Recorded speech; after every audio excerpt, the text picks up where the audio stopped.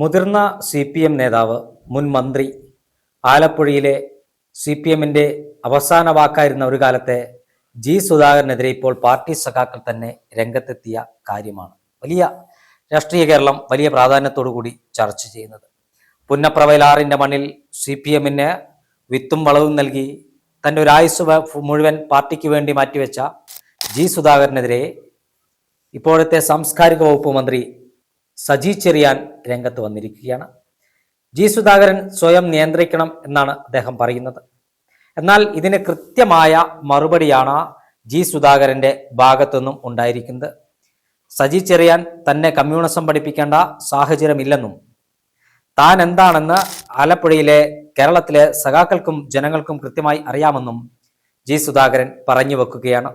നിരവധിയായ വിഷയങ്ങളിൽ ആരോപണ വിധേയനായ സജി ചെറിയാന് ജി സുധാകരനെ രാഷ്ട്രീയ ധാർമ്മികത പഠിപ്പിക്കാൻ എന്തവകാശമാണെന്ന ചോദ്യമാണ് കേരളം ഉന്നയിക്കുന്നത്. ജി സുധാകരനെ സംബന്ധിച്ചിടത്തോളം അദ്ദേഹം ഇപ്പോൾ CPMന്റെ ചില നയങ്ങളിൽ, പ്രത്യേകിച്ച് മുഖ്യമന്ത്രി പിണറായി വിജയന്റെ നിലപാടുകളിൽ CPMന്റെ സംസ്ഥാനത്തെ പ്രമുഖ നേതാക്കൾ എടുക്കുന്ന നിലപാടുകളിൽ അദ്ദേഹത്തിന്റെ പ്രതിഷേധം കൃത്യമായി അറിയിക്കാറുണ്ട്. മുഖ്യമന്ത്രി പിണറായി വിജയൻ അടക്കമുള്ളവരുടെ പല നിലപാടുകളെയും പരസ്യമായി വിമർശിക്കാനും സുധാകരൻ തയ്യാറാകും. ശബരിമലയിലെ ദ്വാരപാലക ശില്പത്തിലെ സ്വർണ്ണക്കൊള്ളയുമായി ബന്ധപ്പെട്ട സംസ്ഥാന സർക്കാരിനെതിരെയും ദേവസ്വം വകുപ്പിനെതിരെയും രൂക്ഷമായ ഭാഷയിൽ ആഞ്ഞടിച്ചത് മുതലാണ് ഈ അടുത്ത കാലത്ത് CPMന് വീണ്ടും ജി സുധാകരൻ കണ്ണിലെ കരടായി മാറിയത്. എന്നാൽ ആരെയും വകവെക്കാത്ത, തനിക്ക് ശരിയാണെന്ന് തോന്നിയ കാര്യങ്ങൾ ആരുടെ മുന്നിലും വെട്ടിത്തുറന്ന് പറയാൻ കഴിയുന്ന വ്യക്തിത്വമാണ് ജി സുധാകരൻ. അദ്ദേഹത്തെ ഒതുക്കാൻ ഏറെ നാളായി CPMനകത്ത് ശ്രമം തുടങ്ങിയിട്ട് ഇതിന്റെ ചുമതല ഏറ്റെടുത്തിരിക്കുന്ന ഇപ്പോൾ ആലപ്പുഴയിൽ നിന്നുള്ള മന്ത്രി കൂടിയായ സജി ചെറിയാനാണ്. അദ്ദേഹം ഏറെ നാളായി ഈ ജി സുധാകരനുമായി പല വിഷയങ്ങളിലും ഇത്തരത്തിൽ വാദപ്രതിവാദങ്ങൾ നടത്താറുണ്ട്. കഴിഞ്ഞ ദിവസം 1972 നടന്ന SFI സമ്മേളനവുമായി ബന്ധപ്പെട്ട AK ബാലനും സുധാകരനെതിരെ ഒരു പരാമർശം നടത്തിയിരുന്നു. എന്നാൽ ബാലനെ പോലുള്ള ആളുകൾക്ക് മറുപടി പറയാൻ താൻ തയ്യാറല്ല എന്നാണ് ജി സുധാകരൻ പറഞ്ഞു വെച്ചത്.